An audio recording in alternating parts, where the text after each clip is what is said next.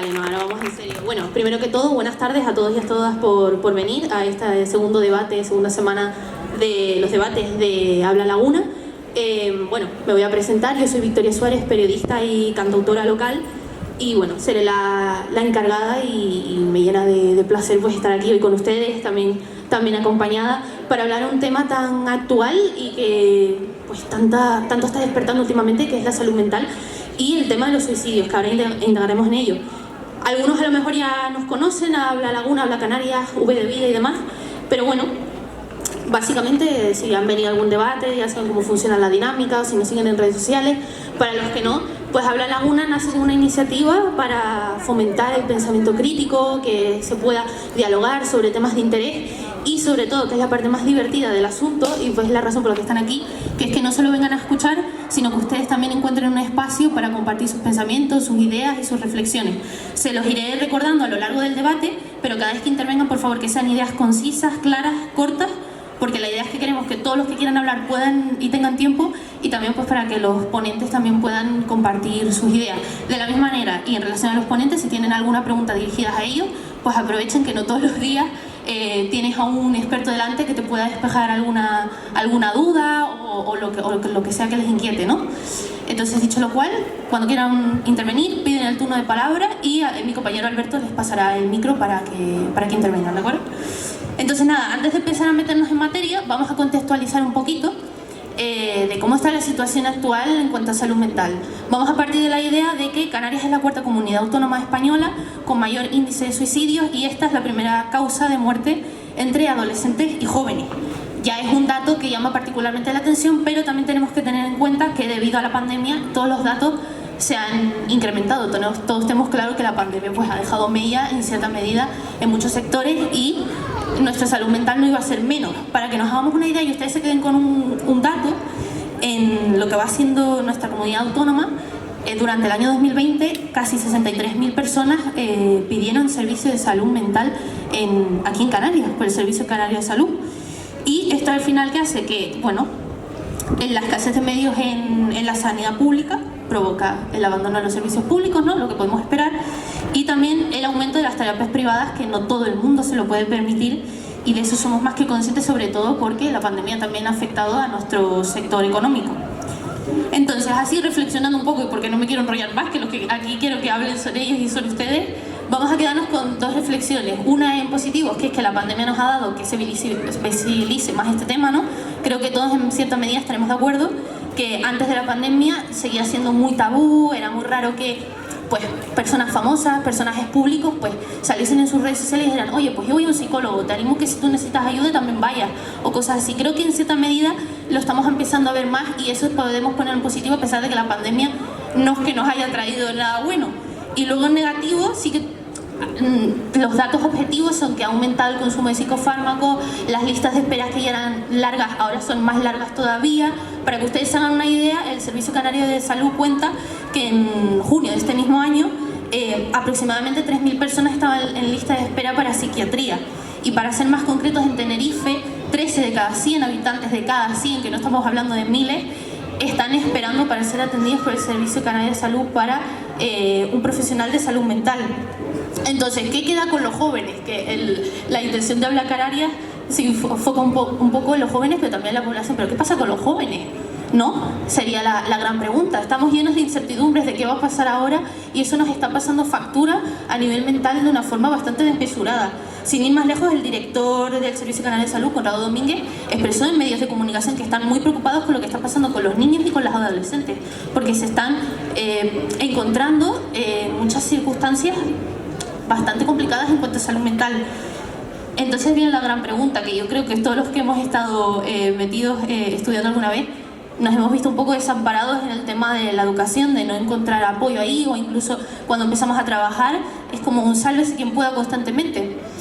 Entonces, bueno, todo esto y mucho más lo que ustedes aporten, que les recuerdo, por favor, participen, aprovechen la oportunidad, que creemos que sobre todo puede salir cosas muy interesantes por aquí. Lo vamos a comentar con las tres personas que me acompañan hoy. Por un lado tenemos a Pablo, más conocido como Oxymorons en redes sociales, que bueno, él se define como psicólogo que va al psicólogo, lo cual, pues mira, también está muy bien. Y Y bueno, él durante la pandemia empezó su proyecto Oxímoron en redes sociales, que bueno, él realiza distintas viñetas para visibilizar la salud mental. Y bueno, ha tenido tan buena acogida que reúne más de 100.000 seguidores en Instagram, por ejemplo, y otros cientos de miles en otras redes sociales. Además, dentro de poquito está el estreno, que el 18 de noviembre saca el libro. ¿Es así o no? Sí. Y que bueno, que es una obra que trata también de visibilizar la salud mental y también, por otro lado, muy importante, que sirva como reivindicación de que la salud mental no tiene por qué ser un privilegio, sino que es un derecho, y así lo cita en su página web, que dice que pedir ayuda es legítimo, pero pedir ayuda profesional también. Luego, por otro lado, por aquí en el centro tenemos a Roxana Gutiérrez, que es psicóloga por la Universidad de La Laguna, ha hecho un máster en Psicología General Sanitaria en la Universidad Complutense de Madrid, es especialista en terapia cognitivo-conductual y desde 2018 cuenta con su propia consulta en Santa Cruz, y además, por si no fuese poco, porque siempre hay que encontrar tiempo para todo, en redes sociales pues también comparte un poco sobre su labor e información sobre salud mental. Y por último, pero no por ello menos importante, tenemos aquí también local a Wenceslao Peñate, que es entre muchas cosas, porque tenemos unos perfiles hoy increíbles, la verdad. Es catedrático de la universidad por el Departamento de Psicología Clínica, Psicobiología y Metodología, doctor también por la Universidad de La Laguna, investigador en el Instituto Universitario de Neurociencia en los grupos de investigación de agorafobia y adherencia terapéutica. Asimismo, ha publicado 2 libros y más de un centenar de artículos, tanto en español como en inglés. Entonces, ahora lo que vamos a hacer, vamos a empezar con unas preguntas dirigidas, ¿vale? Una para cada uno. De nuevo, los ponentes ya lo saben, al igual que ustedes, vamos a intentar ser lo más breves posibles para poder abordar los más temas que podamos. Y a continuación vamos a contar con una vivencia personal, y a raíz de ahí pues ya son libres de pedir turno de palabra, preguntar, comentar, lo que ustedes quieran. Así que bueno, vamos a empezar con Pablo. A ver, Pablo, tú tienes, digamos, entre muchas cosas, el plus de la experiencia en la transmisión de mensajes en redes sociales mediante este proyecto que comentábamos de Oxímoron.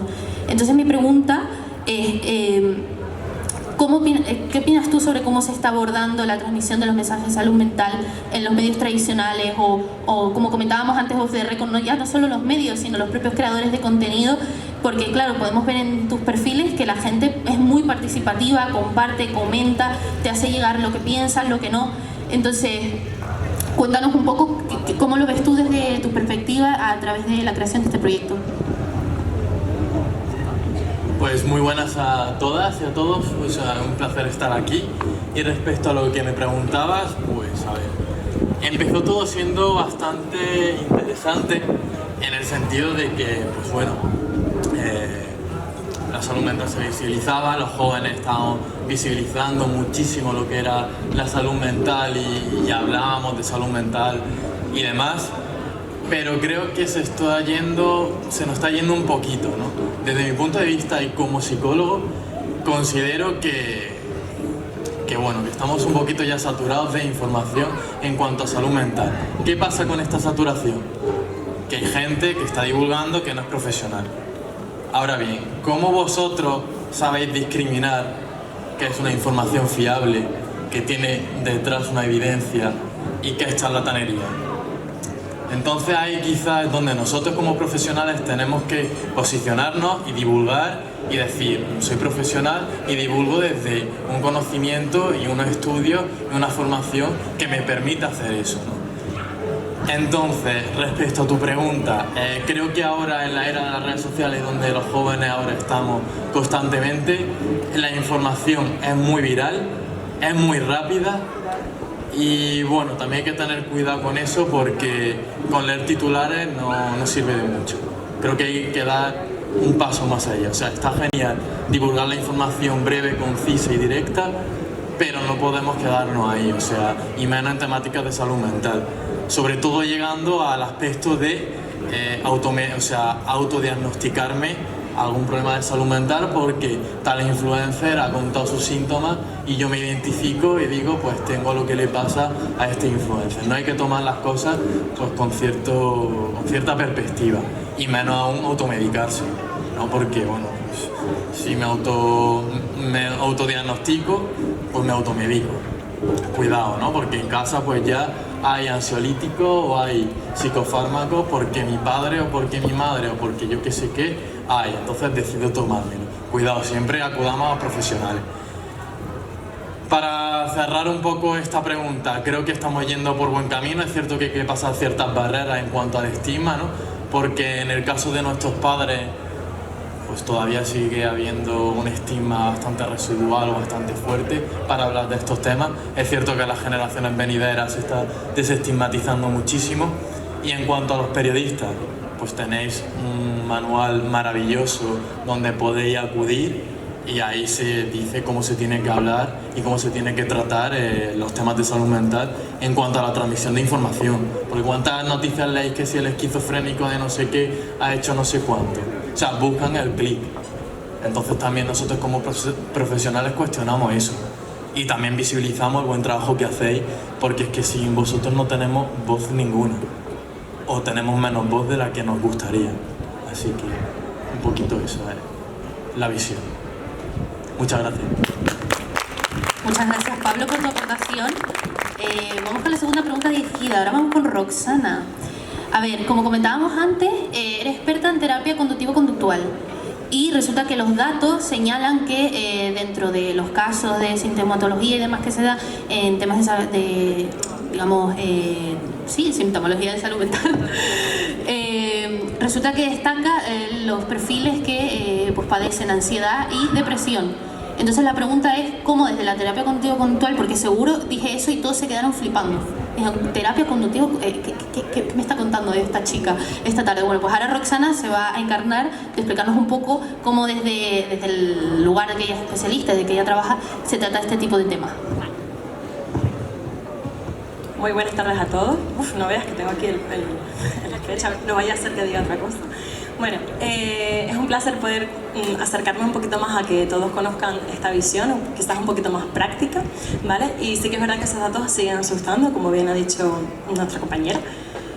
Bueno, yo les voy a explicar un poco de manera general, para no irme a las cosas teóricas que no nos interesen, sino más las cosas prácticas, qué es eso, ¿no? ¿Qué es la terapia cognitivo-conductual? Básicamente, vamos a imaginarnos que alguno de ustedes ahora mismo tiene una sintomatología. Pues mira, no sé, me siento un poco triste, o mira, es que no sé, tengo unas sensaciones que no conozco, ¿vale?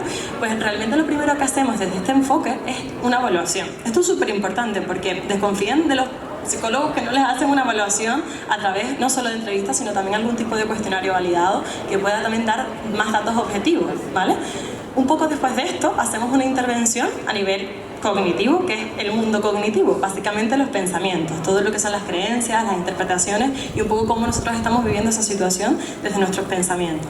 Y después vamos a la parte de la conducta y vamos también un poco a regular qué es lo que estamos haciendo o no haciendo, o dónde está influyendo ese pensamiento y cómo está afectando a esa conducta, ¿vale? Esta trilogía así es una de las que a mí personalmente más me gusta, no porque me guste, porque un día me levanté y me gustó, sino básicamente también porque es la que más evidencia científica tiene hasta el momento, junto con unas nuevas también terapias que están saliendo, que también son súper interesantes, pero a mí me gusta lo que ya está estudiado, lo que ya se conoce y que sigue funcionando muy bien, que es este tipo de metodología, ¿vale?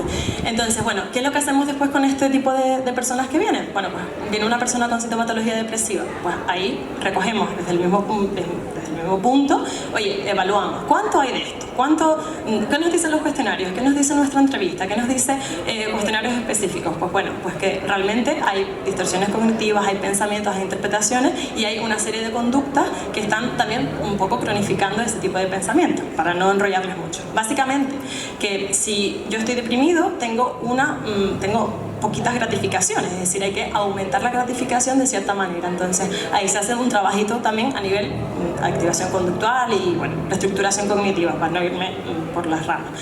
A nivel ansiedad, ¿no? La segunda.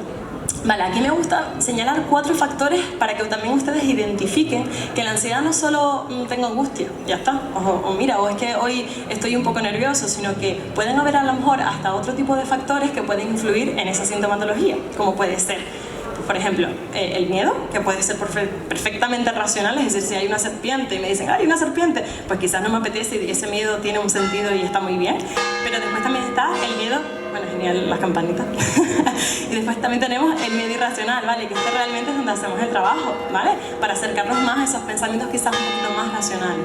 Por otro punto, que también me parece importante, la ira. Nos da la sensación de que enfadarnos es enfadarnos y ya está, pero es que realmente también tiene consecuencias, es decir, también nos produce una activación de nuestro cuerpo a nivel fisiológico, a nivel de pensamientos, que también genera ansiedad.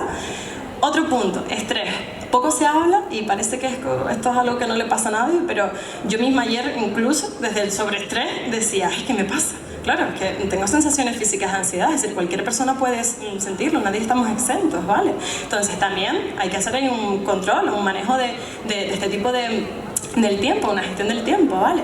Y en último punto, las preocupaciones excesivas. Sabemos que no todo es que siempre es un elemento externo, es que a veces nuestro propio pensamiento ya hace que esté continuamente dándole a la lavadora un programa, otro, y al final estemos continuamente con una activación continua de pensamientos que a la vez me genera también ansiedad. Entonces, me parece interesante que hoy no solo les contase lo típico que está en los libros, sino también la parte práctica de que hay muchos factores que pueden influir en esto, ¿vale? Yo no sé si tenía algo más, pero yo me pongo a decir un montón de cosas. Bueno, básicamente, al final, que todo esto que les contamos no solo es la parte psicológica, sino que también, si esto lo mantenemos en el tiempo, nos genera efectos psicofisiológicos, es decir, después también nos genera otro tipo de consecuencias. Entonces, es importante también darle un espacio a, oye, esto funciona, esto se puede resolver de esta manera, y no solo está en el punto de lo que parece que es, sino también hay otras cosas que influyen en el tema de ansiedad o, por ejemplo, en el tema de depresión, ¿vale? Me paso al siguiente porque puedo hablar. Yo creo que más o menos nos hemos quedado con una idea, ¿no? Igualmente, de nuevo, y siguiendo las palabras de Pablo, la información es poder, y la intención de esta pregunta era para que conozcamos más allá de lo que tenemos entendido, ¿no? Que también es un poco lo que dice Pablo, deshacernos un poco de los dogmas y de las cosas que llevamos encima, entendida con todo lo que rodea la salud mental, pero no diga, pues me siento identificada con lo que hizo Rosana, tengo esto. No. O sea, no queremos eso, sino que entiendan el trasfondo de toda esta situación. Vamos con la última pregunta dirigida, que es para Wenceslao. Como comentábamos antes, él es investigador y nos parecía interesante pues también descubrir un poco que esta parte, ¿no? Que es como lo que está detrás de las cámaras. Nosotros vemos los resultados de las investigaciones, pero no sabemos cómo, ni cuándo, ni qué se está haciendo. Entonces, Wenceslao, la pregunta es... algo que ha avanzado mucho y sabemos es la tecnología. Entonces, hemos aprovechado esos recursos para investigar y encontrar alternativas para tratar los temas de salud mental. Y si es así, ¿qué resultados observamos hasta ahora? ¿Han sido positivos? ¿Qué conclusiones sacan los investigadores?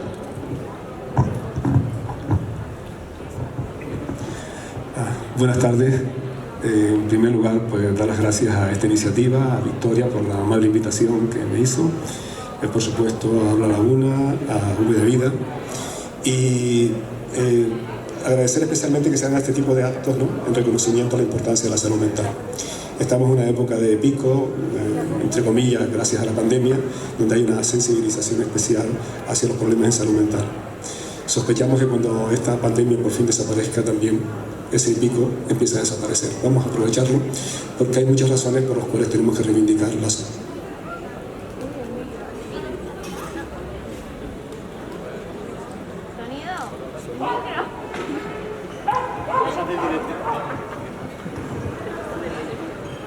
Bueno, a ver, ¿se me oye otra vez?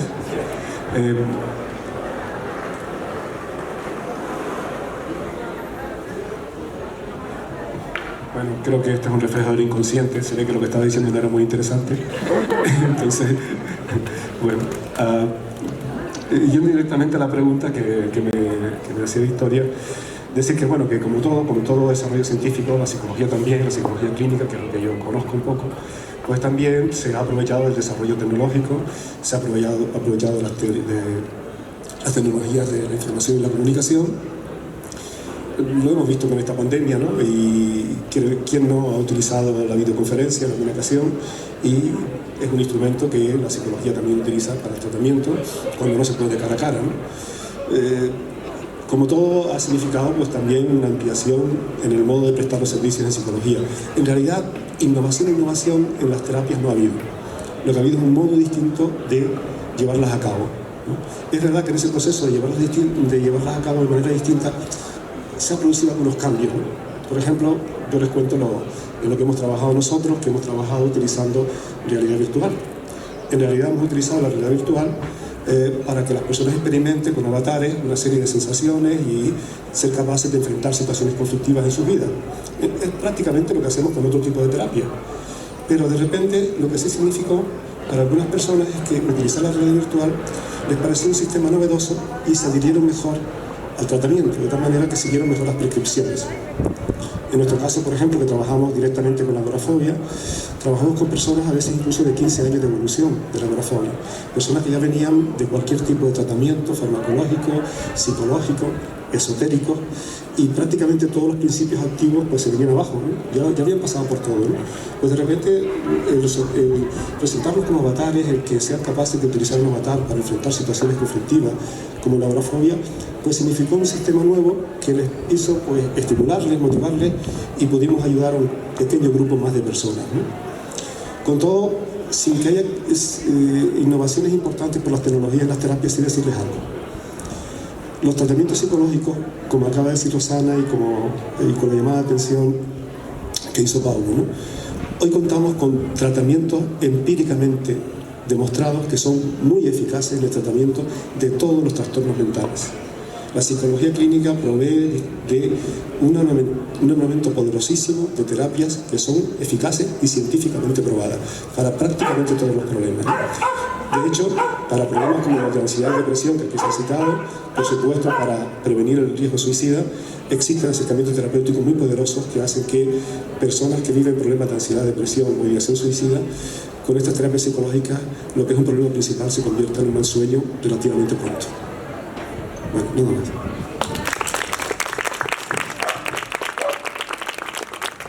Dicho lo cual, ahora que tenemos un escenario más amplio de conocimiento, ¿no? Yo creo que todos al menos algo hemos aprendido, algo hemos descubierto en este pequeño ratito.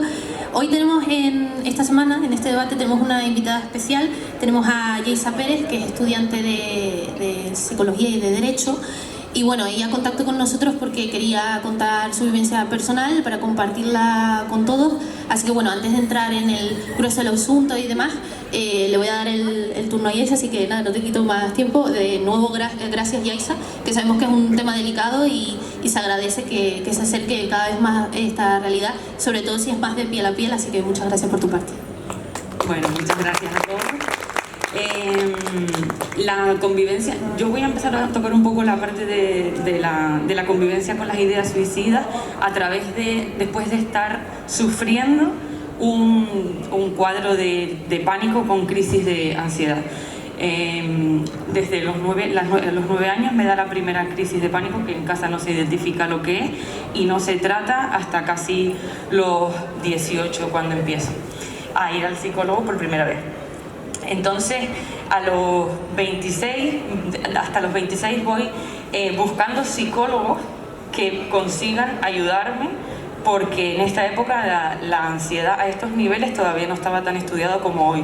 Hoy cualquier persona que empiece con un cuadro como el mío y acuda a un profesional puede tener mejorías mucho más rápido. Yo llevo conviviendo con esto, tengo 32 años. Y a día de hoy todavía tengo pinceladas de agorafobia, porque dentro de mi cuadro hay que me cuesta salir a la calle por la noche, tengo sintomatología como las manos me sudan, tengo palpitaciones, no siento mi cuerpo, y con todo eso estoy todavía conviviendo. Todo el tratamiento ha sido sin psicofármaco. Es algo que se me propuso en diversas ocasiones, porque yo siempre iba al psiquiatra para conocer otra opinión respecto al tratamiento que yo estaba siguiendo. Y bueno, en un momento determinado, entre que me dan el alta de una terapia y la otra, vuelvo, empeoro. No sé exactamente qué pasa, pero empeoro. Y después de llevar como 6 o 7 meses con ansiedad a niveles muy altos, lo mío era pánico, no es ansiedad, los síntomas tan suaves, digamos así, que ya son, convivir con ellos ya son delicados. Y después de estos meses, un día saliendo de la biblioteca, empiezan estos pensamientos. Bueno, sí, venía una guagua y pensé, bueno, yo no pensé, no lo pensé yo conscientemente. Si me meto delante de la guagua ahora, esto termina ya. porque yo ya tenía mucho tiempo intentando buscar soluciones. Pues me asusté, se lo comenté, lo exterioricé, pero porque ya había trabajado con otros psicólogos a hablar de cómo me sentía, y lo comenté a mi hermana y empezamos de nuevo a buscar otro profesional. Y a partir de ahí encontré la psicóloga con la que hoy estoy, y lo que hemos aprendido, o sea, lo que me ha enseñado ha sido a convivir con todo esto, y cómo la convivencia, el reconocimiento, la toma de conciencia hace que yo pueda ir retomando con mucho trabajo, que las terapias tengan o no una eficacia. Esa eficacia que dice el compañero que está aprobada requiere de un compromiso por nuestra parte. Y a partir de empezar a entender y entrenarme con todas las sensaciones, con los pensamientos, he podido ir recuperando mi vida. Me quedan los viajes y salir de noche sin mi coche, pero vuelvo a tener una vida en la que experimento paz y tranquilidad. Así que... Muchas gracias, Yaisa. Creo que es un buen punto de partida lo que comentaba Yaisa, el tema de expresar, aprender a expresar cómo nos sentimos. Entonces ahora yo les voy a preguntar a ustedes, porque es muy guay hablar con ellos, pero también quiero saber si alguien de por aquí ha sentido alguna vez eso, como que le daba miedo expresarse con alguien, decir, oye, me está pasando esto, o no sabía exactamente cómo expresar lo que pasaba. Entonces, si alguien quiere intervenir sobre esa idea, ¿hay alguna manita?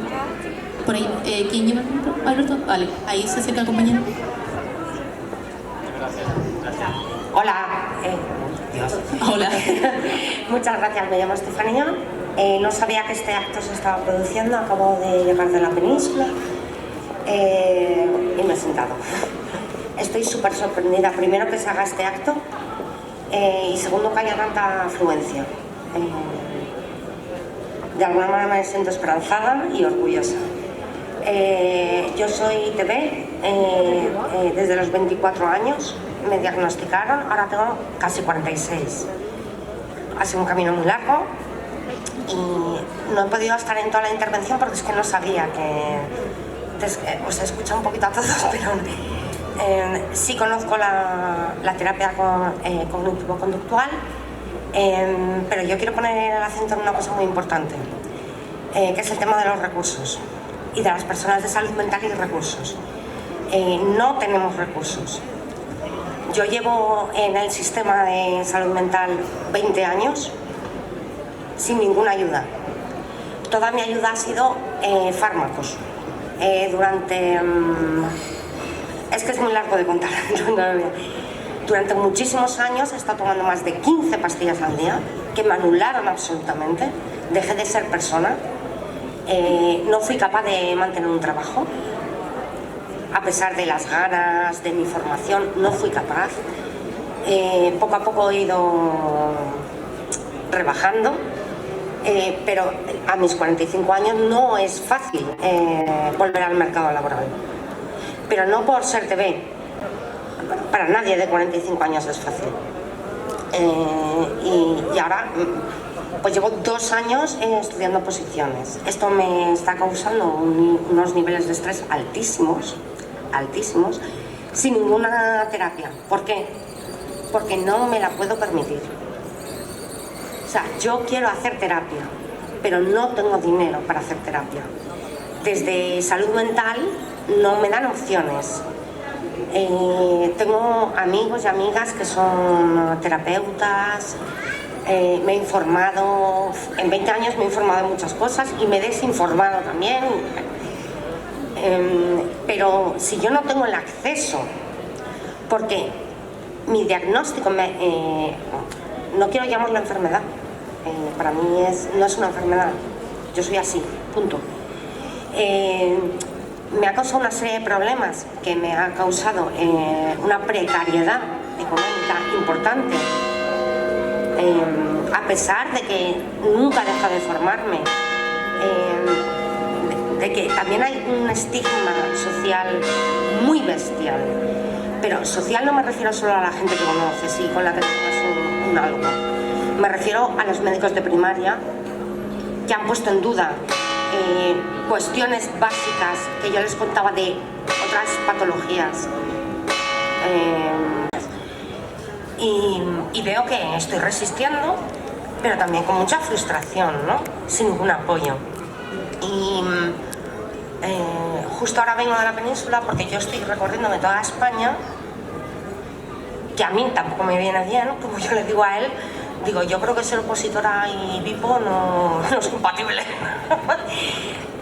Un estrés tremendo. O sea, yo el fin de semana pasado estuve en Toledo examinándome.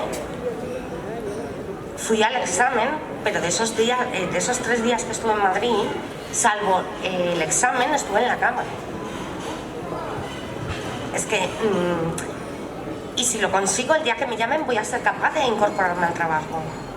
Después de todo esto, yo espero que sí, porque estoy luchando mucho por esto. Pero yo quiero hacer mucho hincapié en que hay un problema de poder adquisitivo. Que no todos nos podemos pagar una terapia, ojalá. Que sabemos que hay terapias que están funcionando, lo sabemos, porque muchas de nosotras leemos, porque muchas TVs estamos militando y sabemos que existen terapias que nos pueden ayudar, pero no podemos acceder a ellas por poder adquisitivo. Entonces, ¿qué hacemos? Bueno, eso es todo. Muchas gracias. No, muchísimas gracias a ti. Creo que ahora mismo han quedado como muchas cuestiones arriba de la mesa y una de las que precisamente queríamos comentar es la falta de recursos, o más bien el tema de lo de las terapias privadas, que es algo que no nos podemos decir, que es justo lo que dice Pablo, que se ha convertido como un lujo, ¿no? Entonces, no sé qué opinan ustedes sobre un poco en general todo lo que se ha comentado y sobre todo el tema de la falta de recursos. Y otro punto que me parece súper interesante es cómo los temas de salud mental nos imposibilitan el tema de trabajar o de ir a estudiar, porque de hecho una realidad también es que se ha aumentado el número de bajas laborales debido a causas de salud mental. Entonces, se van pasando el micro y van interviniendo ustedes. Pues muchísimas gracias por ha sido riquísima tu aportación y fundamental. Recojo algo que has dicho y es un día tras día, un mes tras mes y un año tras año. O sea, no sé si estamos un poco llegando al punto de romantizar los problemas de salud mental, pero no se pueden romantizar porque son muy jodidos. Y con esto me refiero a la llorería, que no sé si sabéis lo que es, pero fue una iniciativa que se hizo en Madrid para visibilizar los problemas de salud mental, donde te decían que te hiciesen muchas fotos y que detrás había una empresa y que detrás de esa empresa había mucha mierda en cuanto a precariedad de psicólogos y fondos de inversiones y demás. Entonces, vamos a ser realistas. Y en cuanto a lo que has dicho, en cuanto a lo que has dicho sobre...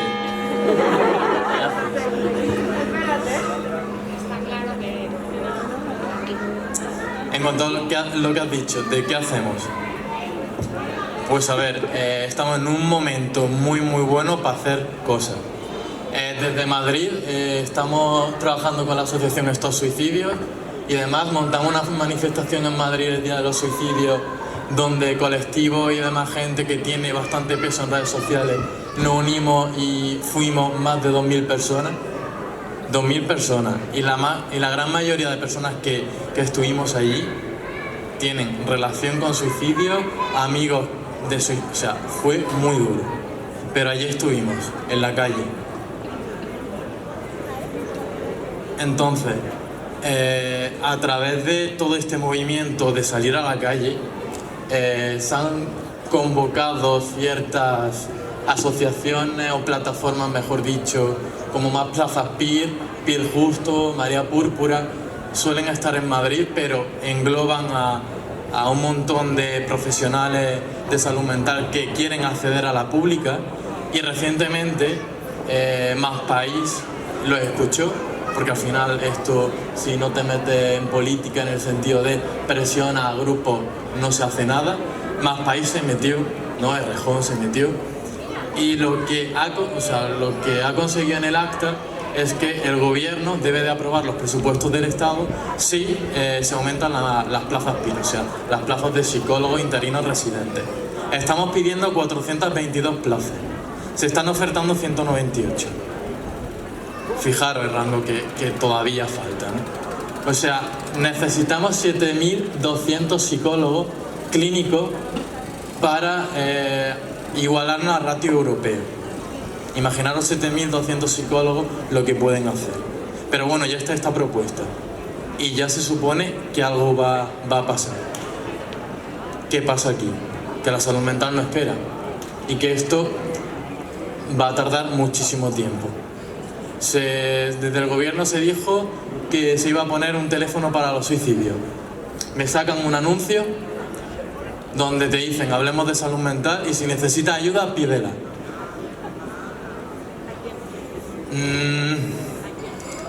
En fin, ya sabéis todos, ¿no?, donde hay que pedir la ayuda. En la pública, donde te dan cita dentro de 6 meses o si te la dan, ¿no? Estamos hablando de listas de espera de 1 año. Y estamos hablando de que las personas que van a pedir ayuda y los profesionales que están en primera línea invalidan y cuestionan porque no tienen formación.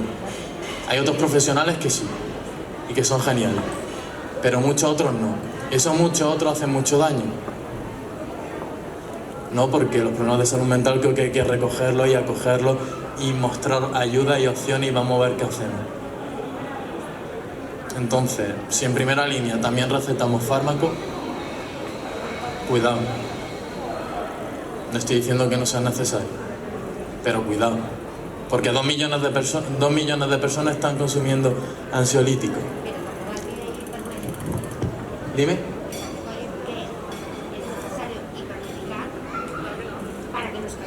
Exactamente. Ahí está la cosa. Ahí está la cosa. Exactamente. Entonces, estamos avanzando, sí, pero lentísimo. Y lo que estás diciendo es sobre hipermedicar y demás totalmente, pero vamos a salir a las calles. Nos tienen que escuchar. O sea, estos son espacios abiertos de debate donde nos tienen que escuchar. Y esto no se puede quedar aquí. Mucha gente me escribía en redes sociales, ¿por qué solo se hace en Madrid? Pues se hace en Madrid porque nos juntamos gente, pedimos permiso y nos salimos a la calle en Madrid. Igual que se hace en Madrid, pues se hace aquí. Si empezamos 10 personas, 10 personas, pero se hace. Y nos tienen que escuchar, de verdad, o sea, es terrible la situación que estamos viviendo y ojalá, como dice Wenceslao, esta pandemia ya, a ver si todo lo que estamos viviendo se aplaca un poquito. Pero bueno, aquí entra otro temazo de la educación, del sistema y de todo, que bueno, ya voy a pasar el micro a mis compañeros. Yo sé que soy aquí un poco pesada con el asunto, pero por favor, tanto ustedes cuando intervengan como los ponentes, procuren ser los más breves posibles. Yo sé que el tema da para mucho y a mí me encantaría que nos pasásemos aquí hasta mañana hablando del tema, me encantaría. Pero es que si no, no da tiempo a abordar todo y sobre todo que ustedes también puedan aprovechar el tiempo para hablar, así que bueno, seguimos, yo no corto más el tiempo. Soy muy breve, pero es que estoy completamente de acuerdo con lo que has dicho. Además, esa invalidación continua de muchos profesionales de, oye, no, pero es que tómate esto ya, a ver, vamos viendo, ya, bueno, estarás mejor. Al final, no sé, de verdad que me pongo en tu lugar, me da, la verdad que, no sé, esa sensación. Entonces, bueno, estoy completamente de acuerdo contigo que lo primero que hay que cambiar es esas personas que no se pueden permitir 60 euros cada semana o cada 2 semanas, que es un precio súper alto cuando tengo un montón de limitaciones a nivel de trabajo, de recursos. No, yo estoy completamente de acuerdo, pero facilitará también a esas personas que quizás no tienen recursos. Sí que, bueno, hay algunas alternativas, pero las alternativas, pues eso, las listas de espera o los municipios en servicios sociales, quizás también vuelva a ser un poco lo mismo, ¿no? Otras listas de espera o otro tipo de baremos o de filtros, el trabajador social, el psicólogo. Al final, un poco imposibilita realmente que el usuario, la persona, acceda realmente a esa ayuda, ¿vale? Que realmente, como dices tú, hay maneras, pero no llegan, entonces eso es un problema, ¿vale? Pues ya.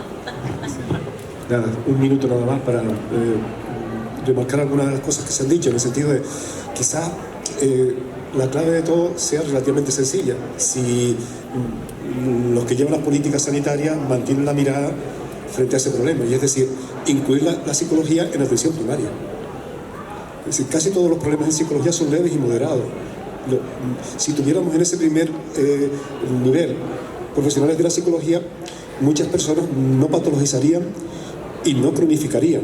Y hay que decir una cosa, que es que la psicología en la atención primaria no solamente es rentable porque disminuye el sufrimiento de la población, es rentable económicamente. Es decir, hoy día tenemos muchas personas que tienen bajas laborales o incluso prejubilaciones por problemas de salud mental. Tenemos personas que en edad competitiva se suicidan. El gasto sanitario está disparatadísimo. Si hoy día se hace un buen estudio económico, se sabrá que invertir en profesionales de la psicología en atención primaria es rentable económicamente. Si los que llevan las políticas sanitarias aguantaran la mirada y aceptaran el reto, tendríamos gran parte de la solución, incluyendo a estos profesionales en ese primer choque, en ese primer enfrentamiento con los problemas. Totalmente de acuerdo.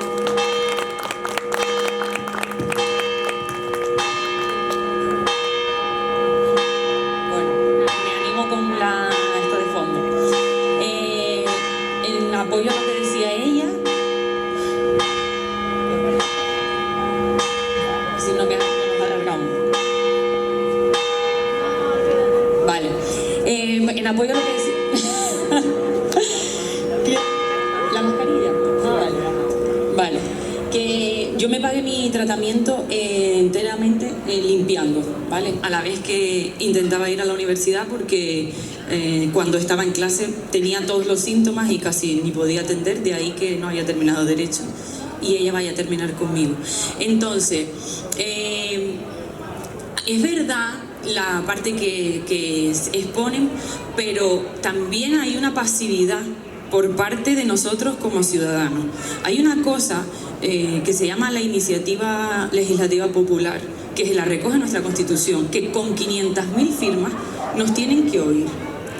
Entonces, la pasividad también está muy aceptada.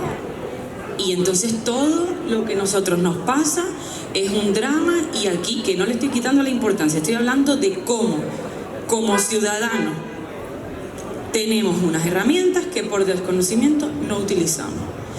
Y la otra parte de la información, lo que tú decías, leer. Yo todo lo que aprendí acerca de lo que tengo fue por acudir a terapia y por investigar qué era lo que sucedía y por qué no me había funcionado con uno y el otro, y hasta que llegué a la profesional con la que mejoré. Entonces nosotros también tenemos que responsabilizarnos de lo que nos pasa, aun estando en la miseria, como se puede llegar a estar cuando tienes un trastorno mental. Y eso, apelar a nuestra responsabilidad para nosotros y como ciudadanos también, porque salir a la calle está bien, pero es que hay una herramienta mucho más eficaz, que son 500.000 firmas. De hecho, hay una no sé qué si es una asociación o qué, somos estupendos, se llama Presentaron las firmas para... Más Reyes y demás. Sí. Y no le escucharon. Pues lo volvemos a hacer. Sí, exacto. Pero porque si llevamos al constitucional que esto sucede, pues a lo mejor también no tenemos una respuesta.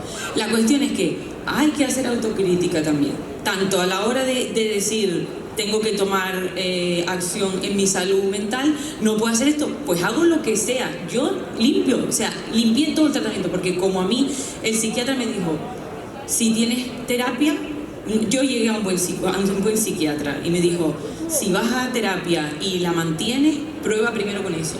Entonces, yo dije, bueno, pues voy a poner a un lado la medicación, voy a intentarlo así. Intentarlo aquí sentada es maravilloso decirlo, pero cuando no puedes hacer una vida normal, el término normal, porque mi psicóloga dice, ¿qué es normal? Normal es salir a comer con mi padre, más lejos, a 5 minutos de donde yo vivo solo con mi coche. Mira, todavía no puedes hacer una vida normal, es indigno vivir así. Y aún con esa, decía yo, pues venga, ¿no? Apelo a nuestra responsabilidad para el pensamiento crítico, que es uno de los objetivos de esto. No para la salud mental solo, para todo. Y aquí se une la necesidad que tenemos de profesionales de la salud mental más accesibles y a la nuestra propia cuando nos sentimos de una manera o de la otra, cuando nos atienden unos profesionales o los otros.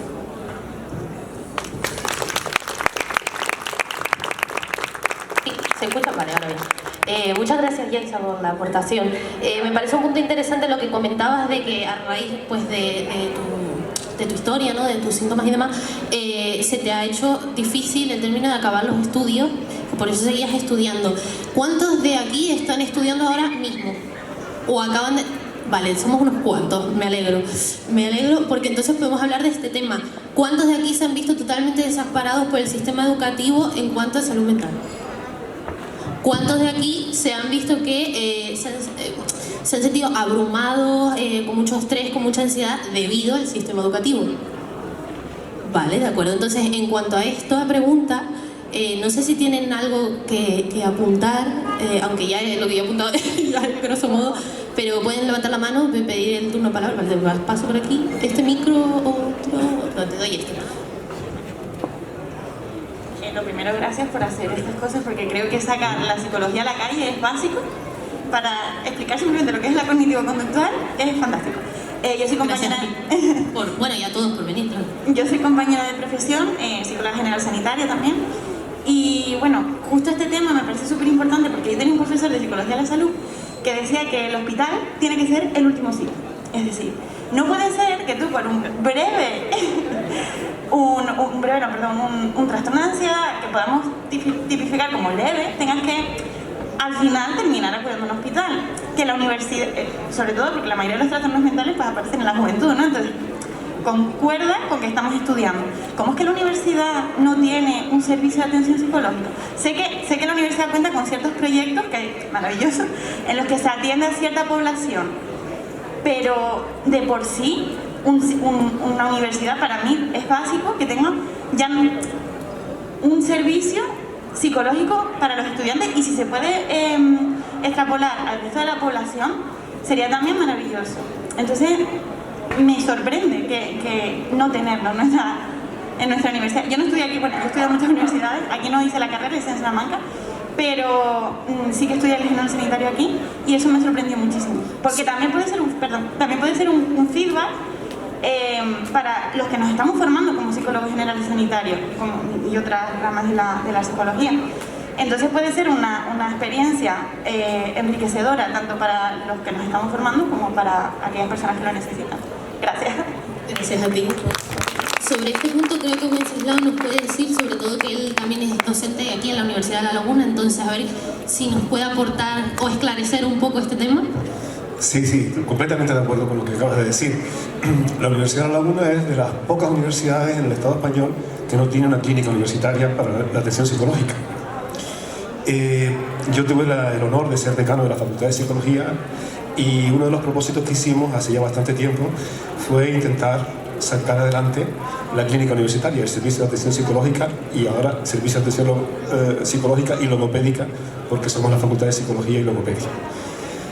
Hemos luchado muchísimo por lo que tú acabas de decir, por esa necesidad que además esperamos que no solamente sea para la comunidad universitaria, sino para la comunidad en general, a través de convenios con el Servicio Canario de la Salud. Pero te voy a dar una buena noticia. Al final del curso pasado, el Consejo de Gobierno aprobó por fin el servicio de atención psicológica y logopédica. La Facultad de Psicología lo está poniendo en marcha, ha elegido a su director, y me toca a mí ponerlo en marcha. Estamos en buenas manos, entonces. Sobre este mismo tema, no sé si había alguna mano más levantada, ¿vale? Por allí. Tori, ¿me permites hacer una pequeñísima...? Tú todo lo que tú quieras, aquí está. Bueno, pues Tori Ferrer, artísticamente hablando. Cuéntame. Ella se llama Victoria Suárez Ferreira, aparte es cantante Tori Ferrer, pero también eres miembro, corrígeme, de Acanae. Estaba. Socia. Sí. Coleguita.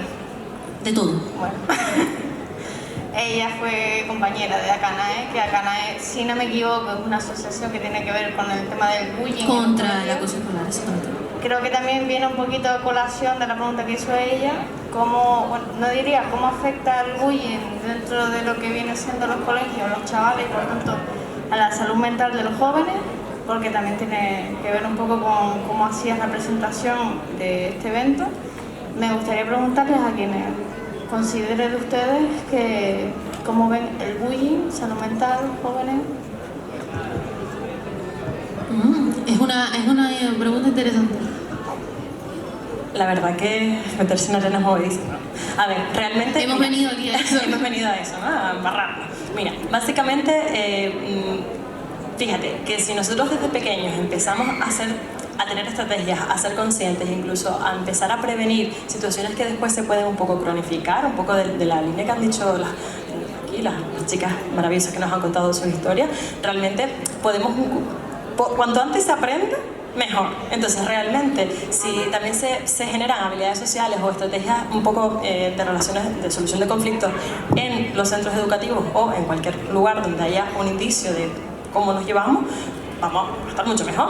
Entonces, ¿quién es la persona que se encarga de generar esas pautas? Pues realmente también sería interesante que desde el sistema educativo, el mismo psicólogo educativo, porque ahora un poco el papel es el orientador o el psicopedagogo, bueno, un poco esto así, realmente que sea una visión también integrada en este tipo de resolución de conflictos que pasa todos los días en todos los centros y con muchos chavales, porque no pensamos lo mismo, nos sentimos solos, no sabemos qué hacer y no tenemos a nadie que nos diga cómo hacerlo. Entonces, realmente también ser adolescente, que incluso ya es bastante difícil de por sí, le añades más problemas, complicado. Entonces, bueno, realmente a lo mejor a partir de ahí se podría solucionar, pero es que vuelve un poco lo mismo, es decir... Te lo digo porque yo, por ejemplo,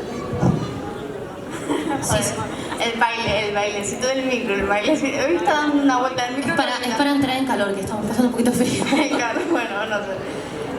Te lo digo porque, por ejemplo, yo he vivido bullying hasta casi la universidad, e incluso yo creo que también, aunque no creo que se llame bullying ahí ya, se pierde ahí el término.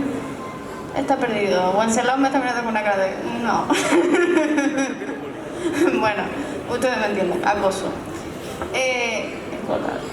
El caso es que yo, por ejemplo, he vivido el tema de que me han hecho ciberbullying, es decir, a lo mejor yo estaba en... Voy a contar la historia, si me permiten, anécdota. Breve, por favor. Joder, Tori. No, es que es para que... Porque allí también hay un chico que quiere hablar, entonces para poder dinamizar bien. Perdona, al chico que está esperando. Que básicamente yo tenía una actividad formativa, no, actividad deportiva, tenía un grupo con la gente, con las personas que iban a colaborar ahí dentro. Esas personas pensaban que yo no estaba en el grupo de WhatsApp y empezaron a criticarme en plan, ¡buah, qué mal le queda el maquillaje a esta tía, no sé cuánto, no sé qué! Viene una, se entera de que yo estoy en el grupo y dice, ¡la nena está en el grupo, fuera! Échala fuera, y es como... Ok, ya ha pasado esto, se lo cuento el profe y hizo lo que yo llamo el protocolo COVID, se lavó las manos. Así que nosotros como estudiantes sí que podríamos decir, oye, está pasando esto, pero si los propios profesores, que son los que están en contacto directo con los jóvenes, no hacen nada, ¿qué cojones? ¿Qué cojones hacen? No saben qué decir. Espera. A lo mejor no saben ni siquiera qué decirte, al final no son profesores, realmente a lo mejor tampoco tienen herramientas y saben, por eso Roxana, sobre eso, que justo me parece interesante y ahora pasamos porque ahí hay una mano levantada. ¿Crees que los profesores deberían recibir más formación en ese sentido? ¿O cómo consideras que lo podríamos gestionar? Los psicólogos estamos así con el tema de intrusismo, con el tema de quién sabe, quién no, el profesor sabe, pero claro, tiene un máster, un coaching, ¿no? Entonces, bueno, realmente ya hay un psicólogo educativo que puede perfectamente lidiar este tipo de situaciones, entonces, pues, saber gestionar a los grupos, a los chicos, a los pibes, pero también a lo mejor una persona especializada en cada centro que gestione este tipo de situaciones. Sí, es un poco lo que decimos eso, ¿no? Antes, la falta de recursos también en el ámbito educativo. Vamos a pasar por ahí a la pregunta ahí atrás. Hola. Uy, muy alto. Bien. A ver, me da la sensación un poco que estamos centrando el debate cuando el problema ya existe, ¿no? Y quería como redirigir un poco o hablar también de otra parte. Cuando estamos hablando de la gente que sabe que tiene un problema de salud mental, pero eso es la punta del iceberg, digamos, ¿no? O sea, hay muchísima gente, sobre todo después de 1 año y medio de pandemia, que no es consciente del estado de salud que tiene, o que por el estigma que hay, el prejuicio que hay, pues no es capaz de utilizarlo, ¿no? O de compartirlo, o de buscar apoyo. Por temas de soledad o por temas diferentes, ¿no? Entonces, por una parte, ¿cómo podemos ayudar o apoyar para que las personas puedan compartir su estado de salud mental de manera más abierta? Y vamos a esperar un momentito. Espera. Ahora. Y por otra... Son dos, perdón. Son 3. Y por otra parte, la parte de prevención. O sea, que hay muchas veces que estamos entrando en cuando la persona tiene un problema, qué soluciones debemos buscar, ¿no? Pues está ir a terapia, o que la terapia tiene los límites o las resistencias que sean, pero para prevenir estar en una situación de salud mental mala, digamos, qué cosas podemos hacer. O sea, que creo que tenemos que buscar soluciones en los diferentes estados, ¿no?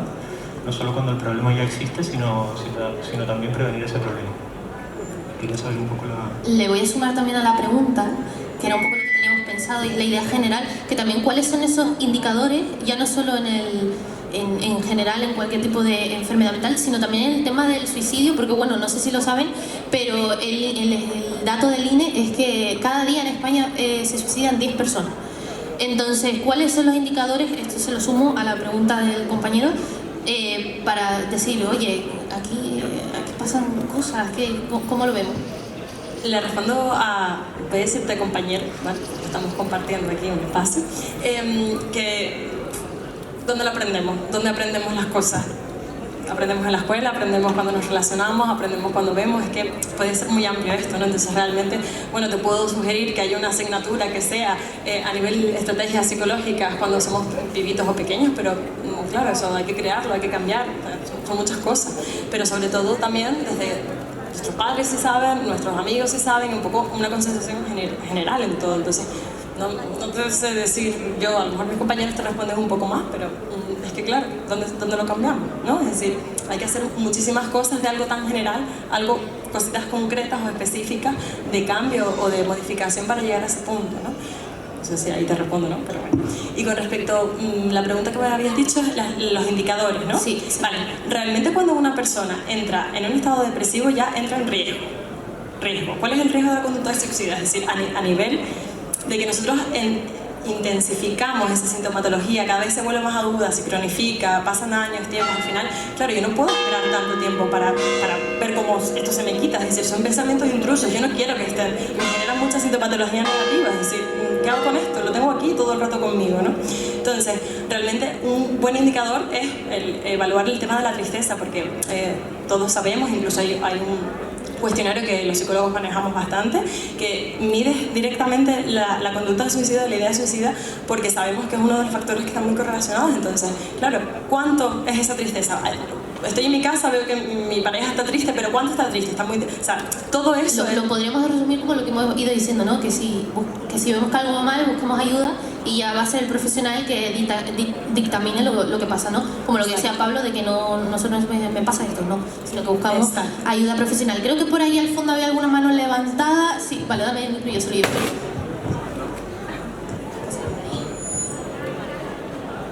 Muchas gracias. Hola, bueno, realmente a lo mejor va a ser un poco redundante porque al final se abrieron varias ventanas de conversación y lo que estaba pensando se fue diciendo quizás con otras palabras, porque había varias ventanas. Por ejemplo, cómo prevenir o cómo, en vez de curar y a lo mejor sobremedicar, por ejemplo, la idea de meter... me falta el resuello. Tranquila, tómate tu tiempo. Por ejemplo, meter desde el colegio educación emocional, pienso yo, tener desde ahí psicólogo. Ahí ya puede haber ayudar a los niños al manejo de las emociones, al control de la ira, de la tristeza. Después, por ejemplo, en atención primaria, meter también psicólogos, por ejemplo, por lo que habíamos visto antes. A veces se llega con síntomas leves de tristeza o síntomas leves de ansiedad, y si tú medicas, lo que estás haciendo es tapando los síntomas, pero no estás desarrollando mecanismos psicológicos que te ayuden a resolver esa situación, sino te conviertes en un paciente crónico. Y entonces un poco también... Y a mí me llegan con unas distorsiones de lo que es la vida, que yo digo, y eso no es que ellos se lo monten, es que se lo cuentan. Entonces tengamos mucho cuidado también en esas ideas que contamos, que no tienen ni pie ni cabeza, porque hacen muchísimo daño. A nivel de frustración, de cánones de belleza. Bueno, cánones de belleza ya eso sería otra charla aparte, que madre mía, con las redes sociales, lo que se nos ha venido encima. Entonces, un poco a raíz de la prevención y demás, habéis dicho esto de educación emocional. Es que yo me imagino esa asignatura puesta y es fichitas. Fichitas, venga, tristeza, que cuando estás... No podemos caer en eso, por favor. O sea, quizás sea el modo de empezar, no lo niego, pero no podemos crear una asignatura más de fichitas y deberes y demás. O sea, la salud mental se tiene que tratar de manera transversal. ¿Qué quiero decir con esto? Que si ponemos una asignatura de educación emocional donde se le dedica una hora a la semana, y después sale ese profesional de clase y se está metiendo con quien sea, o el de al lado tiene ideas suicidas. Así creo que, o luego el profesor te deja en evidencia y dice las mejores notas delante de la clase, o luego te llama vago delante de la clase, otro profesor. O sea, al final yo veo esto de una manera muy amplia que me paraliza, porque digo, madre mía, ¿por dónde se empieza todo esto? Ahí es la cuestión, ¿no? Y acabo diciendo, igual que trabajo con adolescentes, un adolescente con ansiedad, que le dan unos ataques de ansiedad, que lo está pasando muy mal, me decía, es que he ido a contar a mi profesora lo que me pasa para que me entienda, y me ha dicho que eso ya con eso se queda. Quien pilla eso refiriéndose a la ansiedad y los ataques de ansiedad. O sea, las creencias erróneas que le están transmitiendo una persona que sabe supuestamente, pues pueden condicionarlo muchísimo. Y un poquito. Antes empezaste hablando de lo de la llorería, y es una cosa que quiero matizar como persona que se ha encontrado en ese camino dentro de la universidad. Los extremos no funcionan nunca. Yo, estando en la universidad, ya tenía la capacidad de exteriorizar lo que me sucedía. Y como los profesores saben que yo trabajaba e iba a clases, sabían que existía. Cuando veían lo que pasaba en los exámenes, me llamaban. Todos, menos uno, que cuando le expliqué lo que sucedía, no sabía cómo reaccionar, me dieron la oportunidad de hacer los exámenes en el departamento, de ponerme a un lado, de hacerlos en otro tiempo. Hay que hablar, tenemos una responsabilidad individual. Se ofrecieron y he seguido sin tener resultado, porque mi trabajo va por otro lado. Yo estudio psicología porque me gusta, no ejercería la psicología como psicólogo clínico. Y no dejo derecho, porque derecho me ha dado de frente con cosas que yo tengo que trabajar a nivel personal, que no me permiten conseguir mis objetivos, que me frenan como persona en algunos casos. Y yo, lejos de coger y de hacer lo que hace todo el mundo, lo que me dice todo el mundo de igual eso no es para ti, déjalo ahí. Si yo no soy una persona perseverante, trato de trabajar eso. Y voy a terminar esa carrera porque quiero dar forma a las cosas que no estoy contenta conmigo. ¿Qué quiero decir con esto? Los psicólogos no solo están para un aspecto clínico. Cuando hay un cuadro clínico, no. Y no estoy de acuerdo en el sentido de que los profesores, los jueces, los fiscales... Yo he tenido charlas asistir y preguntarle a un fiscal de violencia sobre la mujer y no tienen ninguna formación para tratar con víctimas en situaciones de vulnerabilidad muy, muy delicadas. Los profesores tienen que conocer desarrollo personal. Los profesores tienen que saber gestionar sus emociones, porque si no sucede lo que le está contando. Los profesores tienen que tener las herramientas, y de forma obligatoria Finlandia tiene un sistema educativo donde sus profesores tienen que tener estas aptitudes para poder ser profesores de los ciudadanos futuros que van a ser en su país, ¿no? Sin duda volvemos un poco a lo de antes, que también es lo que decía Pablo, de salir a la calle y empezar a exigir más, porque se puede hacer y más. a nosotros tenemos que ser responsables nosotros y conscientes, porque lo que el chico decía también pasa muchas veces, porque queremos seguir en nuestra vida de esto, ¿no? Frivolizar, fuera la fiesta, el alcohol, los colegas, no sé qué, no sé cuánto, y de repente noto que algo va mal. Pero claro, yo quiero seguir en esto. Sí, sin duda. Y desoigo todo el tiempo. Sin duda la salud mental sigue siendo una materia pendiente que tenemos todos, en cierta medida unos más, otros menos. Antes había las manos levantadas, no sé si por aquí, porque poco miro por aquí. Si alguien por aquí. Por ahí, vale. Yo quería decir que aparte de se está hablando mucho del sector profesional, pero yo creo que también se debería hacer un poco hincapié en nosotros mismos y en cómo estamos enseñando la salud mental. Porque también, digamos que esta sociedad tiene como unas cosas de que tienes que ser triunfador, tienes que triunfar siempre, esfuérzate, lo vas a conseguir todo, no va a pasar, y está creando gente frustrada. O sea, tú te puedes esforzar muchísimo y puedes fracasar en lo que vas a hacer. O sea, puedes haber puesto todo, puedes haber estado haciendo años y puedes no conseguirlo, y eso no es malo tampoco. O sea, pero estás creando gente frustrada, gente que... Claro, la industria de la felicidad que está creando gente enferma, porque gente que se pasa todo el día con Instagram viendo cosas perfectas que en realidad no lo son, y eso va calando en la mente, está creando gente que por mucho que los profesionales haya más, que no haya listas de espera, que puedas... la educación va con el entorno y cómo tratamos nosotros a las personas, cómo les hacemos las cosas. Era un poco que creo que se está orientando mucho al terreno profesional, al terreno de los médicos, que sí, evidentemente cuando tienes un trastorno, el médico es el que te puede ayudar, eso es algo que no se pone en juicio, pero también hay muchos pasos hasta llegar ahí, y uno es no montar la industria de la felicidad esa que tiene la gente en su cabeza, que yo lo veo a diario. O sea... Yo solo quiero responderte que tienes completamente toda la razón, pero una cosa no quita la otra. Es decir, que formes a un profesor para que sepa llevar un grupo no quita que también le enseñan a los pibes o a las pibas estrategias o herramientas de manera específica y desde una estructura más mediada, ¿no? Entonces, pues eso, que quizás los dos puntos, ¿no? Tú ya tienes uno, perdón. ¿Quieres otro micro, Pablo? No. Te voy a dar las gracias por la intervención, porque estoy hasta las narices de la industria de la felicidad.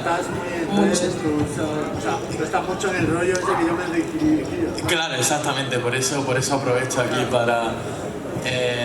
yo critico muchísimo la industria de la felicidad. Os recomendaría un libro que es Happycracia, de Edgar Cavanaugh, que habla sobre esto y habla sobre los miles de millones de euros, por no decir billones, que mueve esta industria. Pero la industria es un tercero. ¿Quién secunda? ¿Quién compra esa industria? Nosotros. ¿Y por qué la compramos? ¿Por qué la compramos? Porque nos dicen... El pensamiento crítico está un poquito de lado. Entonces, es verdad que las redes sociales es otra cosa porque trabajan con dopamina, y ahí ya hay otros sistemas que... Perdón. Y ahí, ya cuando entran con términos... a jugar con químicas, ahí, podemos estar un poco más lejos de la gestión y de la decisión. Pero no es la industria, es cada uno de nosotros que elegimos comprarle a esa industria. Y que cuando nos vamos viendo ahí, que nos vamos a... Y algo, o sea, por ejemplo, yo qué sé, el alcohol, beber, ¿por qué tengo que salir de fiesta y beber todos los días? Porque estoy decidiéndolo yo, una y otra vez. Entonces, la industria, yo entiendo el término que quieres decir, pero me parece que cuando la ponemos fuera de nosotros, nos sentimos como que estamos, es ella la que tiene un poder sobre nosotros. ¿Entiendes qué te quiero decir? Sí, lo entiendo. Lo tiene porque lo elegimos nosotros. Sí, cuando tú trabajas un pensamiento crítico, te empiezas a dar cuenta de eso y dices tú, por eso es un trabajo, por eso es lo que yo apelo un poco al trabajo de cada uno, para luego no ser ese rebaño que nos llevan aquí y allá, porque es muy guay y esa es la parte fácil, el dejarte llevar, y cuando vas a contracorriente, ahí es donde empieza el trabajo, ¿no? Vamos a intentar no generar debate dentro del propio debate para que todos nos podamos enterar y todos tengan turno de palabra. Primero, Pablo, respondes tú y luego pasamos al turno de palabras, ¿vale? No sé yo hasta qué punto somos libres de elegir eso. Lo dejo ahí. No sé hasta qué punto somos tan libres para elegir eso en un sistema que nos mete en la cabeza una serie de cosas. Y esa serie de cosas que nos meten no es porque seamos más o menos cultos o tengamos más o menos. Es porque se les mete. Se les mete en el sentido de hay que llegar aquí. Y tengo que llegar aquí. Y para llegar aquí me faltan muchas cosas. Y quiero conseguir esas cosas. ¿Y cómo las consigo? Consumiendo. Al final la industria es consumir. Y además antes de ir a terapia, la gente prueba muchísimas cosas. Y me incluyo. Yo antes de ir a terapia tengo un estante en mi estantería de libros de autoayuda. Maravillosa la idea que yo le decía a mi madre y mi madre me decía ¿qué me estás contando, no? Ahora yo ya entiendo a mi madre, pero en ese momento a mí me lavaron la cabeza y yo estudiaba psicología y yo me he dado cuenta a través de un pensamiento crítico que se ha empezado a desarrollar en la pandemia y que se ha visto que eso no sirve, se ha desarrollado. Claro, pero ¿cómo se llega a desarrollar eso? ¿Tú solito? Bueno, y apoyado de gente que piensa en tu grupo de amigos y de quien tú te rodeas, es de quien te dice lo que tú quieres escuchar, pero luego cuando hay gente determinada o el propio psicólogo que te dice mira, quizás te ayudaría esto, y ¿qué hace tu cerebro? Hace que eso no me interesa, porque me cuesta un esfuerzo. Entonces, el pensamiento crítico tiende a gastar energía y nuestro cerebro lo que quiere es ahorro, ¿no? Entonces, de esto hay que hablar. ¿Por qué? Porque cuando tú vuelves a esa zonita de confort, estás secundando eso de lo que hablamos. Y hay unas partes en las que podemos decidir que sí, hay un rato que quiero frivolizar y que quiero también ser parte de eso. Y hay otro, lo que no puede ser es que eso se convierta en tu objetivo, que cuando vives un fracaso, los fracasos son importantes. El problema es que nos han dicho lo que es el fracaso. Del fracaso se aprende y es necesario, porque luego cuando consigues ese éxito vas a poder saborearlo y vas a poder decir, bien por mí, porque tocaste lo otro. No hay que demonizar las emociones negativas, no hay que... Tener ansiedad ha sido bonito para mí y ha limitado mi vida. Sí, he aprendido lo que no me ha podido enseñar la universidad, ni de psicología ni de derecho. Ha sido convivir con eso. Y como ahora otra persona que tiene, pues a lo mejor una esquizofrenia y me habla de que escucha voces, yo me abro a eso completamente y hacerle sentir entendido. Y aunque yo no pueda ni siquiera imaginarme qué significa convivir con eso, que la persona encuentre un refugio. Y eso es lo que deberíamos de intentar convertirnos todos. ¿Que es un proceso? Sí. ¿Que requiere un montón de tiempo? Sí. Pero también es verdad que cada vez hay más gente hablando de estas cosas. Las redes sociales también ayudan, nos sirven para unas cosas, depende cómo las utilicemos. Lo que sale ahí es una cosa o la otra, que también lo eliges tú, ¿no? Y hay que querer escuchar también, y hay que ser humilde también para poder trabajar el pensamiento crítico. Entonces, yo lo que digo, esto es un mensaje de esperanza, ¿no? De que cuando que veamos que por ahí no es, y vamos a coger por este, y ahí es el camino donde está costando y donde hay resistencia, es ahí, en el otro no. Y todo eso pasa por nuestra decisión y por trabajar nuestra conciencia. El ser conscientes de nosotros, de cómo nos sentimos, de cómo todo esto.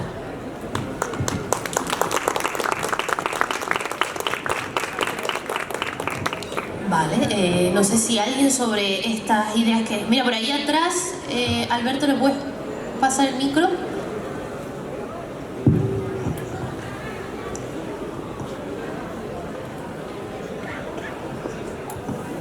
Hola, buenas noches. Buenas noches.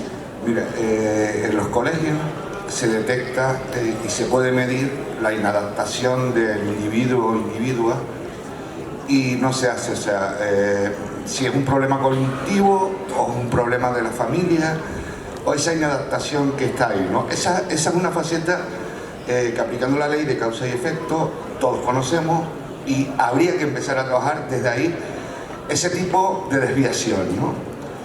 ¿Qué pasa? Que el sistema no se ha preocupado, ha intentado minimizar los recursos en educación, al igual que en sanidad, al igual que en todos lados, ¿no? Esos son los problemas del futuro. Luego, lo que decía ella, este tipo de frustración que aparece cuando tú eres una persona bien preparada, bien formada, intentas acceder y evolucionar, y resulta que el halagador, el alcahuete, el chulo, saca mejores notas, frustra y mucho, porque encima después viene y te lo echa en cara, y te lo dice así de claro, y te dice, mira, toma. Eso frustra también. Y luego también frustra mucho en nuestras universidades españolas el que los alumnos estén presentando trabajos en todo tipo de facultades y los profesores, por cobrar sus baremos económicos, los publiquen como suyos. Eso también frustra. Eso también frustra, porque igual incluso te ha puesto una mala nota, pero se ha aprovechado de tu trabajo, ¿no? O sea, ¿a qué me refiero con esto? Que en cada etapa, infancia, pubertad, juventud, adolescencia, madurez, se generan un tipo de conflictos, pero siempre tienen un origen. A lo mejor es un trauma, por un accidente, una ruptura, un matrimonio, cualquier cosa, ¿no?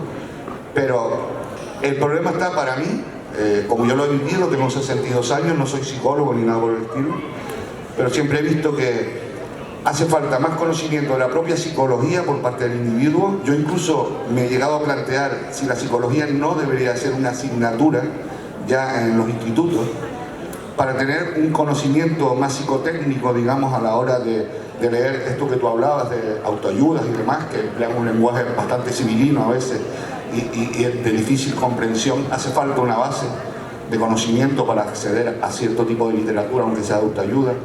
Eso no existe.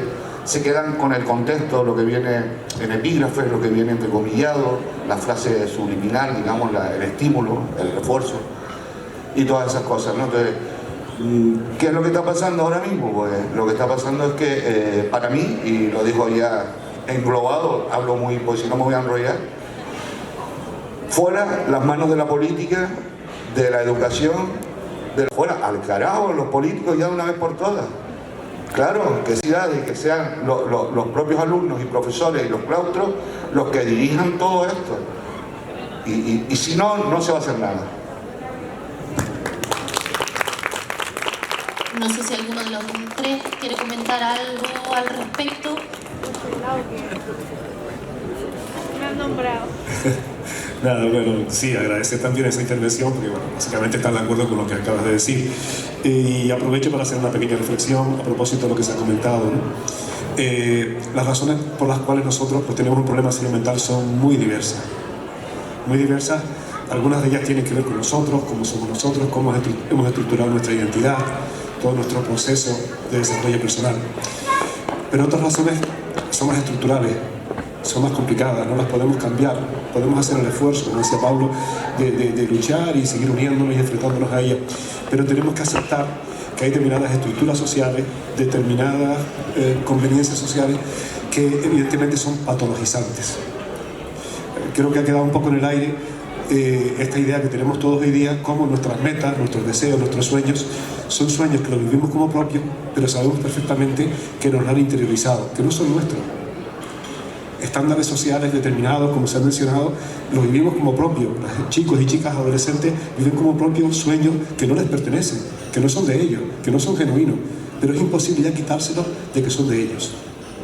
Ese es el gran éxito de toda esta industria, de este mundo de la comunicación, que evidentemente es un monstruo muy poderoso. ¿Nos rendimos? No. Hay mucho en nosotros, hay mucho en cada uno de nosotros para enfrentar las dificultades, ¿no? Yaisa, por ejemplo, es un ejemplo excelente de fortaleza psicológica, ¿no? Seguramente no todas las personas que tienen problemas psicológicos puedan tener ese nivel de fortaleza y ese camino que ella ha seguido de una manera tan tortuosa para tenerlo, ¿no?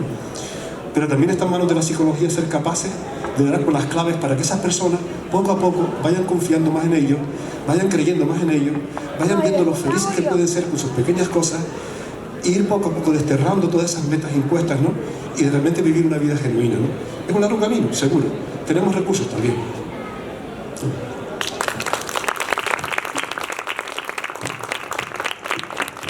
No sé si había alguna mano levantada, alguien quiere aportar algo sobre lo que acabamos de hablar, alguna pregunta, alguna reflexión. Yo mismo tengo una pregunta y es, bueno, este es un espacio feminista, ¿no? Y nos hemos preocupado que sea así. Y siempre intentamos tocar, bueno, también el rol que tenemos los hombres en estas nuevas masculinidades, ¿no? Y bueno, quería saber, porque mi educación ha sido que pues tenía que siempre llevarlo todo por dentro, ¿no? No podía exteriorizar las emociones, y poco a poco pues me he ido dando cuenta de esta situación. Si ustedes encuentran que en cuanto a terapia o acceso a la psicología hay diferencias entre hombres y mujeres, ¿cómo se puede hacer con ellos?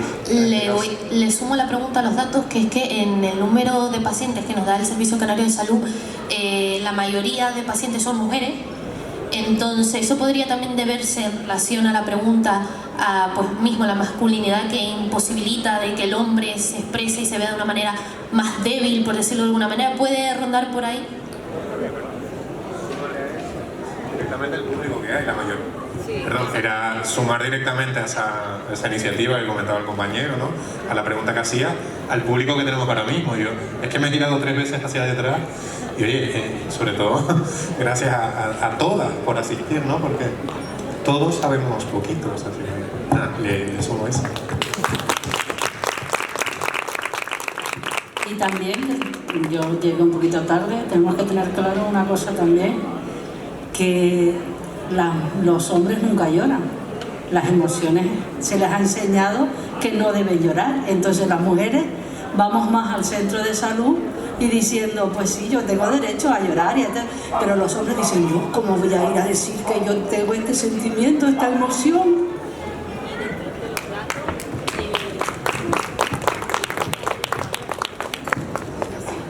Los datos dentro del suicidio, no sé si son los de este año, o sea, los del año pasado, corríjanme, pero el 70% son hombres. Entonces esto puede ser una respuesta a cómo se les ha a ellos también cercenado su... Hola, buenas noches. Yo quería hablar como madre y decirle a esta señora que los hombres también lloran, aunque no lo demuestren. Los hombres, por eso lo estaba diciendo ella, que los hombres lloran, lo que pasa que no lo demuestran. Y tienen mucho, lo que acaba de decir, muchos suicidios por parte de los hombres. Y como madre de una persona que tiene, supuestamente, no se lo han diagnosticado, pero tiene trastorno de la personalidad, vivo con ella y todos los días tengo que callarme, aguantarme, porque he ido a montones de sitios para que les puedan solucionar este problema, tanto a psicólogos, a personas, por ejemplo, del ayuntamiento, de montones de sitios que he ido, la trabajadora social, la otra persona que es como ayuda con los niños así con problemas, y no puedo hacer nada y tengo que seguir viviendo y aguantando una situación, puesto que no me encuentran, nadie me da solución, tengo que costearme yo, pagarle a mi hija un psicólogo, y a veces no veo el resultado porque tendría que ir yo, y si voy yo sería el doble de dinero, lo que acaba de decir aquella señora de allá. Y bueno, quería decir que para mí son muy importantes los psicólogos, pero eso es lo que estaban diciendo, que deberían de ser un poco más asequibles a las personas, porque nadie nos salvamos, ni hombres ni mujeres, de pasarlo mal, de tener ansiedad, de tener algún trastorno psicológico.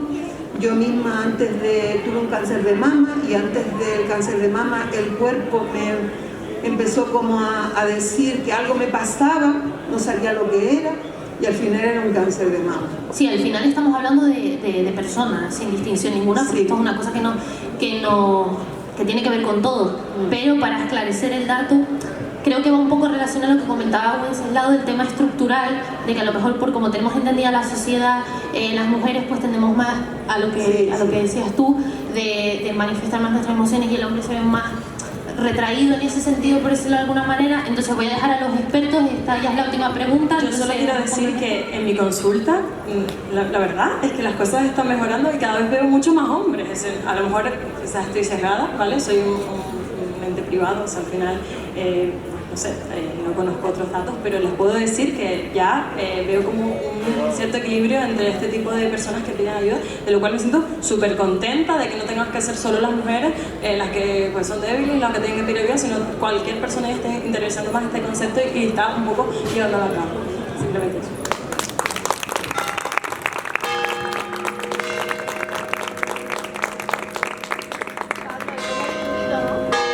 Vamos a esperar que pase la campana.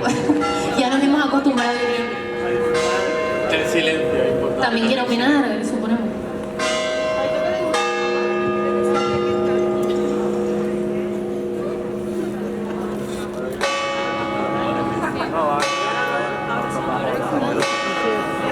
Para practicar para fin de año está muy bien. Sí.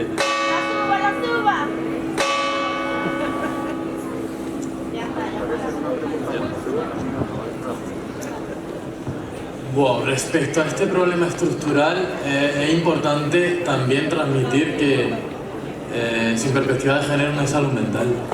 O sea, que tú vayas al médico y creo yo como hombre voy a tratar esto con todo el respeto de hablar de esto, porque para el 8M hice una viñetita sobre la salud mental y la perspectiva de género y estoy investigando y leyendo artículos y es increíble, ¿no? que las mujeres vayan al médico de cabecera o al psiquiatra y se les diagnostique una etiqueta que es el malestar de las mujeres, ¿no? Como un batiburrillo de ansiedad, histeria y muchas cosas ahí metidas y ya está. Ansiolíticos. No, porque las que más consumís ansiolíticos sois vosotras. Y las que soportáis el sistema de cuidado sois vosotras. Nosotros estamos ahí, ¿no? Y menos mal que empezamos a estar, ¿no? Y a cambiar y a deconstruirnos. Y lo de las nuevas masculinidades, me encanta el término y lo recojo. O sea, hay nuevas masculinidades y eso totalmente un avance. Y en tanto a los suicidios y los hombres y las familias, no se expresan las emociones. Si no se expresan, me las callo. Si me las callo, voy en el tiempo acumulando eso. Se lo voy acumulando, me va pesando muchísimo. Y al final tengo, no sé vosotras, pero en mi caso cercano, tengo intentos de suicidio de hombres, o sea, de jóvenes, masculinos, muchísimo. Y un colega se suicidó. Y es muy complicado. Y un colega que no mostraba ningún síntoma de tristeza, ni de malestar, ni nada. Pedía ayuda entre líneas.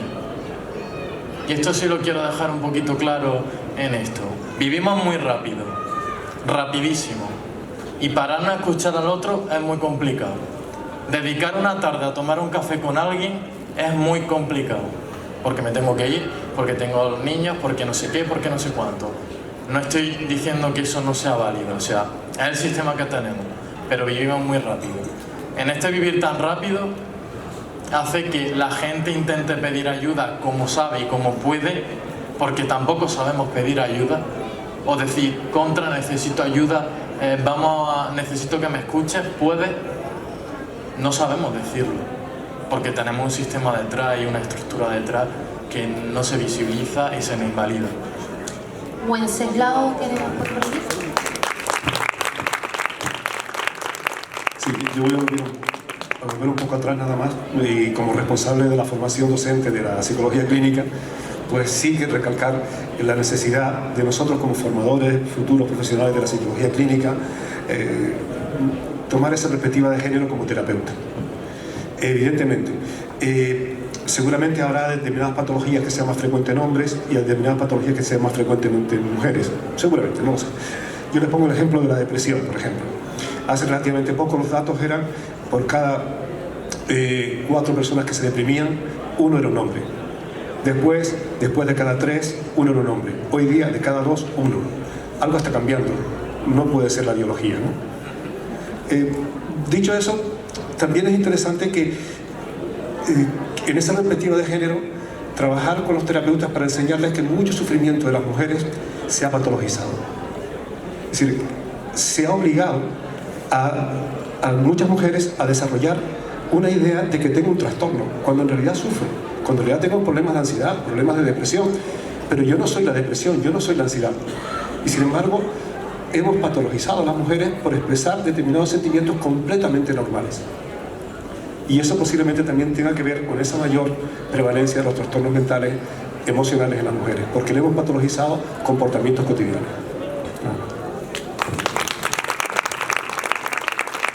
Tenemos que ir acabando, pero queda una pregunta colgada, entonces para no dejarla, que es una intervención breve, entonces es una pregunta para ustedes, entonces... Sí, bueno, buenas tardes a todos.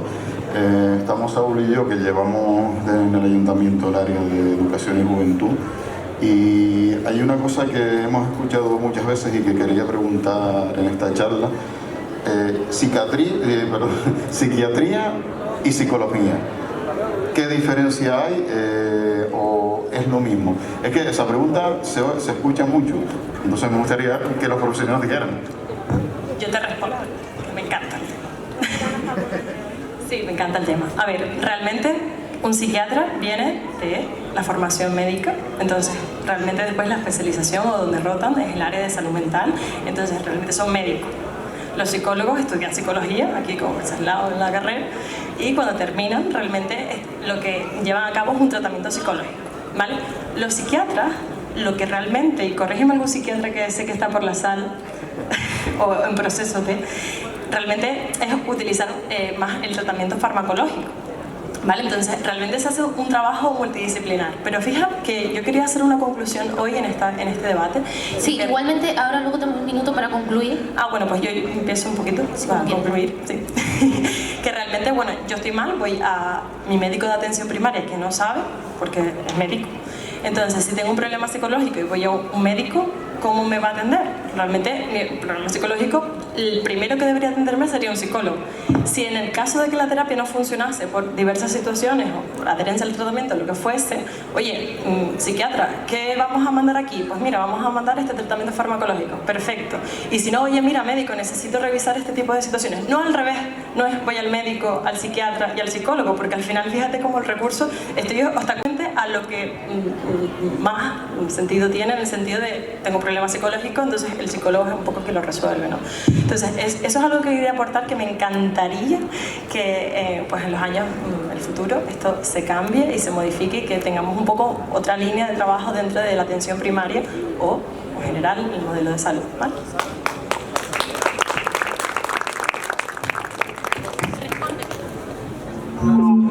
No, simplemente quería preguntarte que en la sanidad privada pasa un poco lo mismo, ¿no? Que para llegar a un psicólogo tienes que pasar por un psiquiatra, así que tampoco la sanidad privada está dando un ejemplo o algo así, o está yendo por delante, en este caso. Totalmente.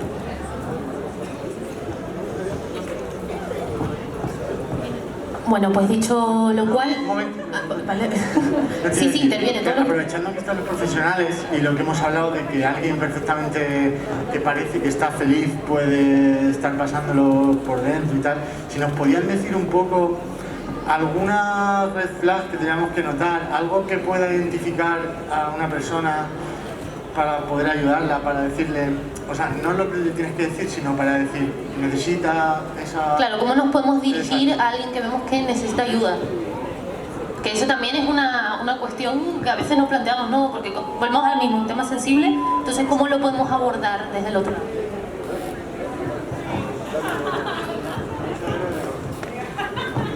Bueno, en el caso del suicidio es un tema mucho más complicado.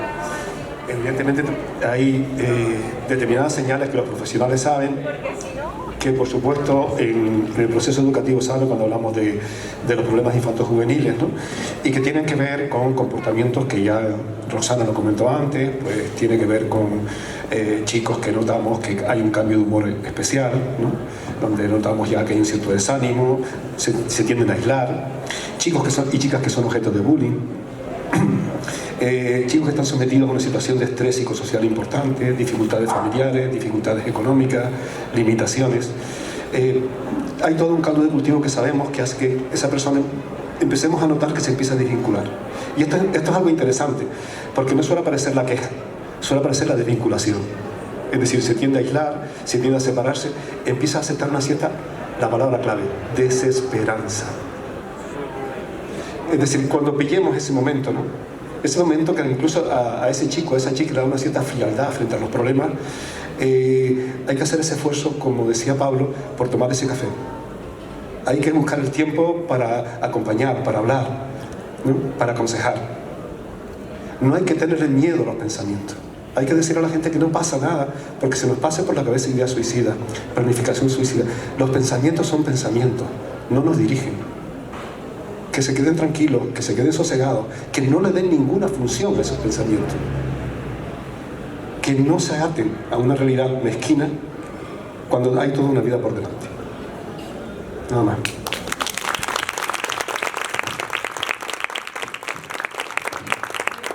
¿Había otra pregunta?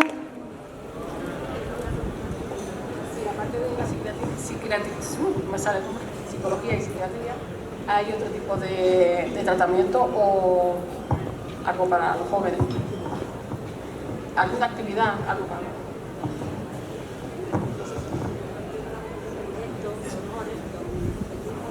O sea, actividades parecidas a esto. O sea, entiendo una alternativa a la terapia, digamos, convencional. Pues un poco lo que hemos hablado antes en temas de prevención. ¿Qué hay antes de un psicólogo? En el sentido de profesionales de la psicología que no de por sí hagan hagan terapia psicológica. La psicología es muy amplia. Está también la psicología social y de la intervención social. ¿Dónde están esos psicólogos? Están precarizados muchísimo haciendo voluntariados cuando han tenido una formación de muchos años, másteres y demás. Hay que darle espacio también a esos psicólogos que hagan actividades, que se generen debates, que estén con los jóvenes. Por ejemplo, yo una idea que tengo bastante y se la lanzo es cuando yo estuve en La Llorería, que es un espacio físico en Madrid que fue un desastre porque lo plantearon fatal. Que de hecho, si no me equivoco, perdona que te interrumpa, en tu Twitter hiciste un vídeo. Exacto, en mi Twitter, en mi Instagram, si buscáis @oximoros, la primera destacada, ahí aparece toda la información. Toda la información de La Llorería con fotos y demás para que lo entendáis el concepto. Pero fue un espacio donde hacerte fotos llorando. Y yo pensaba como profesional, ojalá tener un espacio por y para los jóvenes, no así, sino físico, donde yo poder informarme, poder preguntar, poder escuchar testimonios de personas con problemas de salud mental, ver qué recursos hay, donde me informen. Me contactan un montón de jóvenes que no saben ni dar el primer paso. Y si no se da esa información, ¿cómo vamos a acceder cómo vamos a pedir ayuda? Si no sabemos cómo hacerlo, ¿no? O a dónde nos tenemos que dirigir. Y las actividades como este tipo de espacios son fundamentales porque fomentan el pensamiento crítico, debatimos, discutimos, dialogamos y vamos avanzando. Entonces, desconozco qué se hace aquí en Canarias, pero la verdad que estos espacios son una maravilla. Ahora sí que tenemos que ir acabando ya, que vamos con justos de tiempo.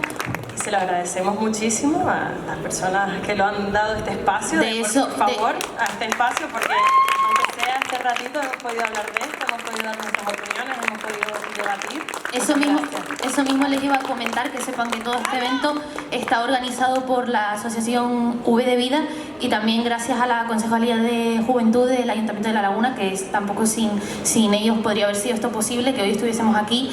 Darles las gracias de nuevo a todos por participar. Aún nos queda el minuto último de reflexión, como resumen y terminar de empacar todo esto, pero de nuevo muchas gracias a todos por venir, por compartir, por escuchar y sobre todo por estar de la parte del conocimiento, que eso sin duda es lo que nos puede sacar de todo este tipo de situaciones. Así que bueno, sin más, a mí también me encanta darle al pico, no les voy a mentir. Les voy a dejar el último minuto a ellos para que hagan la última reflexión, el último mensaje que quieran enviar al público. Pablo, cuando quieras. Pues un poco englobándolo todo, lo que me gustaría transmitiros, en primer lugar, es que cuestionemos. O sea, que nos llega mucha información a lo largo del día y que puede ser información que nos haga mucho daño. cuestionamos, preguntemos, seamos accesibles, o sea, los profesionales somos muy accesibles en cuanto a muchísimos temas y sepamos de quién recibimos esa información. Y en un segundo lugar, me gustaría también remarcar que cuando pasó este acontecimiento de suicidio cercano, y comentándolo con colegas, fue cuando ese colega me dijo: Pablo, que si en algún momento estás mal, que aquí estoy. No lleguemos a ese momento. No lleguemos a que alguien se tenga que suicidar para tener conversaciones incómodas. Tengamos conversaciones incómodas con nuestro hijo, con nuestro amigo. Hablemos de cómo nos sentimos, de qué nos está pasando. Quejémonos, la queja en cierta parte es buena, siempre que no nos instalemos en la queja y vivamos en la queja, pero a veces se culpabiliza mucho la queja y estamos viviendo un momento muy difícil donde el apoyo mutuo creo que es fundamental y que creo que se deben fomentar también espacios donde se pueda compartir, se pueda dialogar y se pueda construir un pensamiento crítico y una sociedad mucho más inclusiva, porque el acoso escolar te jode la vida, porque la precariedad también te jode la vida y porque el éxito no es nada de lo que nos han contado. O sea, cuestionémonos de nuestro privilegio, o sea, tengamos esa conciencia de clase y sepamos ayudar al otro y tomar ese café y tengamos conversaciones incómodas. Creo que son muy necesarias.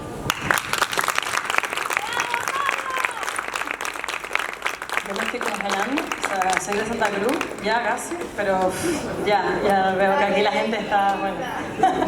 Bueno, yo para concluir un poquitito, me gustaría transmitir que quizás desde la privada, que bueno, pues por cosas de la vida al final estoy desde esa mirada, ¿no? Lo más difícil que me narran siempre los pacientes, la gente que viene, lo más difícil fue llamarte. El marcarse y uno, es decir, fue lo más difícil. A partir de ahí, siempre lo que me narran los pacientes es ¿por qué no vine antes? ¿No? Obviamente aquí estamos poniendo sobre la mesa lo que hemos hablado antes del aspecto económico, de muchos cambios, pero bueno, yo hablo desde mi experiencia, que quizás parece que es algo como súper difícil, pero que cuando se da este paso hay un montón de cambios y un montón de avances, entonces no te miedo, llamen, de verdad, no mordemos los psicólogos, somos gente, queremos ayudar, entonces al final, si ustedes se sienten esa sensación, como un poco la línea de lo que dice Pablo, dan el paso, ¿vale? Que al final hay soluciones, de verdad.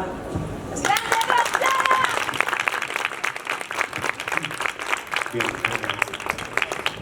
Se han hablado ya de problemas organizacionales, estructurales con respecto a la salud mental. A mí me gustaría hacer un pequeño comentario más personal, más privado, ¿no?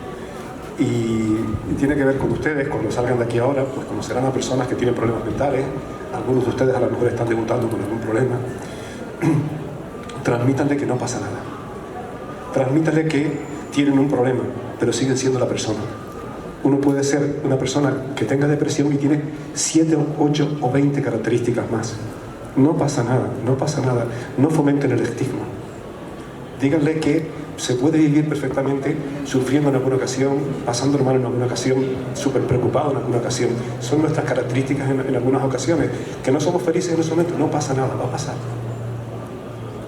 No limitemos la vida de las personas por un problema de salud mental. Échenles una mano. Dicho lo cual, también darle las gracias a ustedes, Pablo, Roxana, Wenceslao, muchísimas gracias por estar aquí esta tarde con nosotros. También a Yaisa por aportar su vivencia personal, porque sin duda sin personas como ustedes, que ya no solo desde el conocimiento, sino de la manera en la que hablan, con esas ganas de ayudar, y sobre todo creo que en cierto modo a todos nos ha transmitido un poquito como de calma, ¿no? De, oye, que no pasa nada, que no es tanto, ¿no? Entonces gracias por en cierta medida quitarnos un peso de encima, aunque no sea del todo, y sobre todo por el conocimiento, que de nuevo eso es lo que al final nos puede hacer un poquito más fuerte. Una última pequeña intervención de Yaisa y ya nos podemos ir, que también está haciendo un poquito frío. Es solo el cierre también de esto, y creo que en respuesta, supongo que a una madre preocupada, una de las partes que más me ayudó, aparte de encontrar una psicóloga que se trabajaba a sí misma, o sea, que va al psicólogo también, fue cuando mi padre y mi hermana, sin entender lo que es una crisis de pánico, después de mucho tiempo creyendo que llamaba la atención, hablaron con el psiquiatra les transmitió el sufrimiento que supone lo que yo estaba, a lo que me estaba enfrentando. Y al salir de allí me dijeron, no sabemos qué te pasa, no puedo entender cómo te sientes, pero estamos aquí. Y a partir de ahí dejaron de juzgarme. Si tienes miedo, lleva tu coche. Si lloras, te doy un abrazo.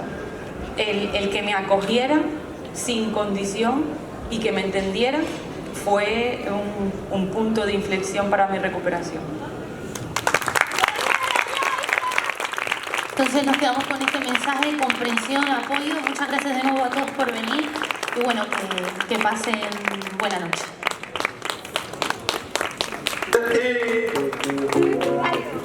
Sí, tía, levanta la persiana, mira lo que hay fuera, deja que entre el sol, empieza un nuevo día.